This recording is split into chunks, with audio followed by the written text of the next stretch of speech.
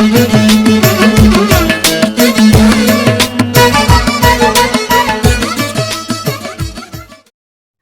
ನಮಸ್ತೆ, ಎಲ್ಲರೂ ಹೇಗಿದ್ದೀರಾ? ಎಲ್ಲರೂ ಚೆನ್ನಾಗಿದ್ದೀರಾ ಅಂತ ಭಾವಿಸ್ತಾ ಇವತ್ತಿನ ವಿಡಿಯೋನ ಸ್ಟಾರ್ಟ್ ಮಾಡಿದ್ದೀನಿ.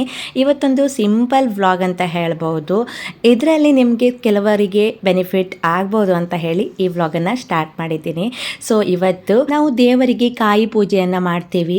ಆಲ್ಮೋಸ್ಟ್ ಆಗಿ ದೇವಸ್ಥಾನದಲ್ಲಿ ಕೆಲವರಿಗೆ ಪೂಜೆ ಮಾಡ್ಲಿಕ್ಕಂತಲೇ ಕಾಯಿ ಕೊಡ್ತಾರೆ. ಸೊ ನಾನು ನಮ್ಮ ಗೃಹ ಪ್ರವೇಶಕ್ಕೆ ಮನೆ ಹೊಗ್ಗಿಸುವುದಂತಹ ಕಾಯನ್ನು ಈ ರೀತಿ ಪೂಜೆಗೆ ಇಟ್ಟಿದ್ದೇನೆ. ಅಂದರೆ ಮನೆಯೊಳಗೆ ಹೋಗಿರುವಂತಹ ಈ ಕಾಯನ್ನು ಪೂಜೆಗೆ ಇಟ್ಟಿದ್ದೀನಿ. ಇವಾಗ ಸಮ್ಮರ್ ಬಂತು.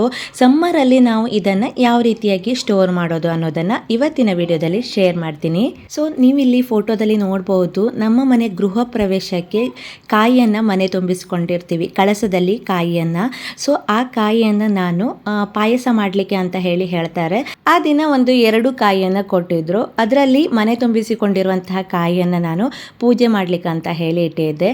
ಸೊ ದೇವಿಯ ಮುಂದೆ ಇದೇ ರೀತಿಯಾಗಿ ವೀಕ್ಲಿ ಒನ್ಸು ನಾನು ನೀರನ್ನು ಚೇಂಜ್ ಮಾಡ್ತಾ ಇದ್ದೆ. ವಾರಕ್ಕೊಮ್ಮೆ ಮಾತ್ರ ನೀರನ್ನು ಚೇಂಜ್ ಮಾಡ್ತಾ ಇದ್ದೆ. ಇವಾಗ ಸಮ್ಮರ್ ಬಂತು, ವಾರಕ್ಕೊಮ್ಮೆ ಚೇಂಜ್ ಮಾಡಿದರೂ ಕೂಡ ಬೇಗ ಒಣಗೋಗ್ಬಿಡತ್ತೆ. ನೋಡ್ಬೋದು ಇಲ್ಲಿ ಸಾಧಾರಣ ಇದು ಬಂದು 7 ರಿಂದ 8 ತಿಂಗಳಾಗಿದೆ. ಇವಾಗ ಎಷ್ಟೊಂದು ದೊಡ್ಡದಾಗಿದೆ. ಜೊತೆಗೆ ಕಾಯಿ ಹೇಳೋಕ್ಕಾಗಲ್ಲ, ನಮಗೆ ಯಾವ ರೀತಿ ಕಾಯಿ ಬರುತ್ತೆ ಅದರ ಮೇಲೆ ಡಿಪೆಂಡ್ ಆಗಿರುತ್ತೆ. ಇದು ಸ್ವಲ್ಪ ಚಿಗುರಿತ್ತು. ಸ್ಟಾರ್ಟಿಂಗ್ 3 ಮಂತಲ್ಲಿ ಏನೂ ಆಗಿರಲಿಲ್ಲ. ನಾನು ಇದು ಹಾಳಾಗುತ್ತೆ ಅಂತ ಅಂದ್ಕೊಂಡಿದ್ದೆ. 3 ತಿಂಗಳ ನಂತರ ಇದರಲ್ಲಿ ಸ್ವಲ್ಪ ಬೇರು ಬರಲಿಕ್ಕೆ ಸ್ಟಾರ್ಟ್ ಆಯಿತು. ನಂತರ ಮತ್ತೆ ಇದು ಗ್ರೋತ್ ಆಗುತ್ತೆ ಅಂತ ಹೇಳಿ ಕಂಟಿನ್ಯೂ ಮಾಡಿದೆ. ಕೆಲವರಿಗೆ ಏನಾಗುತ್ತೆ, ಬೆಳೆದಿರುವಂತಹ ಕಾಯಿ ಸಿಕ್ಕಿದ್ರೆ 1.5-2 ತಿಂಗಳಲ್ಲೇ ಬಂದ್ಬಿಡುತ್ತೆ. ಇನ್ನು ಸಮ್ಮರಲ್ಲಿ ಇದನ್ನು ತುಂಬಾ ಜಾಗ್ರತೆಯಿಂದ ನಾವು ಕೇರ್ ಮಾಡಬೇಕಾಗತ್ತೆ. ಸೊ ಹಾಗಾಗಿ ಸಮ್ಮರಲ್ಲಿ ಇದನ್ನು ಯಾವ ರೀತಿಯಾಗಿ ನಾವು ಕೇರ್ ಮಾಡ್ಬೋದು ಅಂತ ಹೇಳಿದರೆ, ಒಂದು ಕೆಂಪು ಬಟ್ಟೆ, ದೇವರಿಗೆ ಕೆಂಪು ಬಟ್ಟೆ ತುಂಬಾ ಇಷ್ಟ. ಸೊ ಒಂದು ಕೆಂಪು ಬಟ್ಟೆಯಿಂದ ಅದನ್ನು ಒದ್ದೆ ಮಾಡಿ ಈ ಕಾಯಿಯನ್ನು ವಾಶ್ ಮಾಡಿ, ಅಂದರೆ ತೊಳೆದು ಚೆನ್ನಾಗಿ ಈ ರೀತಿ ಸುತ್ತಕೊಳ್ಬೇಕು. ಸುತ್ತಕೊಳ್ಳುವಾಗ ಸ್ವಲ್ಪ ಬಟ್ಟೆಯನ್ನು ಕೆಳಗಡೆ ಬಿಟ್ಟು ನೀರಲ್ಲಿ ಹಾಕಬೇಕು. ನೀವು ದಿನಾಲೂ ಕಾಯಿಯನ್ನು ಚೇಂಜ್ ಮಾಡೋದಿದ್ರೆ ತೊಂದರೆ ಇಲ್ಲ. ವಾರಕ್ಕೊಮ್ಮೆ ಏನಾದರೂ ಚೇಂಜ್ ಮಾಡ್ತೀರಾ ಅಂತ ಹೇಳಿದರೆ ಕೆಂಪು ಬಟ್ಟೆಯಲ್ಲಿ ಸುತ್ತಿ ಸ್ವಲ್ಪ ಬಟ್ಟೆಯನ್ನು ಕೆಳಗಡೆ ಬಿಡಬೇಕು. ನಂತರ ಆ ಬಟ್ಟೆಯನ್ನು ನೀರಿನಲ್ಲಿ ಹಾಕಿ ಈ ರೀತಿ ಕಾಯನ್ನು ಇಡಬೇಕು. ಆವಾಗ ಒಂದು ಮ್ಯಾಜಿಕ್ ಕೂಡ ನೀವು ನೋಡ್ಬೋದು. ಏನಪ್ಪ ಅಂತ ಹೇಳಿದರೆ, ಇವಾಗ ದಿನ ಹೋಗ್ತಿದ್ದಂಗೆ, ಅಂದರೆ ಒಂದು ವಾರದಲ್ಲಿ ಒಂದು 3-4 ದಿನ ಆದಮೇಲೆ ಆ ಬಟ್ಟೆಯಲ್ಲಿ ನೀರು ಹೀರ್ಕೊಳ್ಳುತ್ತೆ. ಸೊ ಆ ನೀರಿನ ಅಂಶ ಫುಲ್ ಮೇಲ್ಗಡೆ ಕಾಯಿಗೆ ಬಂದು ತಾಗುತ್ತೆ. ಸೊ ನೋಡ್ಬೋದು, ನೀವು ಟ್ರೈ ಮಾಡಿ ನೋಡಿ.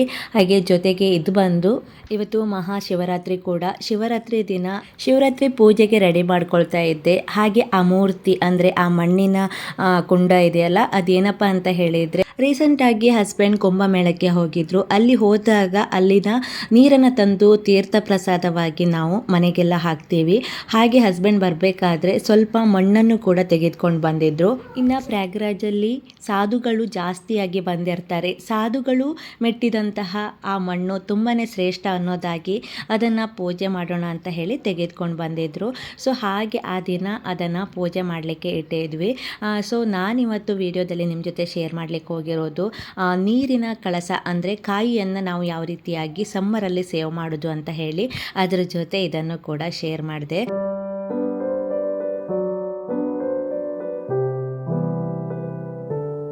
ಇನ್ನು ಬಿಸಿಲಿನ ತಾಪ ಜಾಸ್ತಿ ಆಗ್ತಾ ಇದೆ. ಪ್ರತಿಯೊಂದು ಕೆಲಸದಲ್ಲೂ ನಾವು ತುಂಬಾ ಜಾಗೃತಿಯಾಗಿರಬೇಕಾಗತ್ತೆ. ಮನುಷ್ಯರಿಗೂ ಕೂಡ ಎಷ್ಟೊಂದು ಸಂಕಟ, ಬಾಯಾರಿಕೆ, ಜೊತೆಗೆ ಗಿಡಗಳಿಗೂ ಹಾಗೆ ಅವಾಗವಾಗ ನೀರನ್ನು ಹಾಕ್ತಾನೆ ಇರಬೇಕಾಗತ್ತೆ.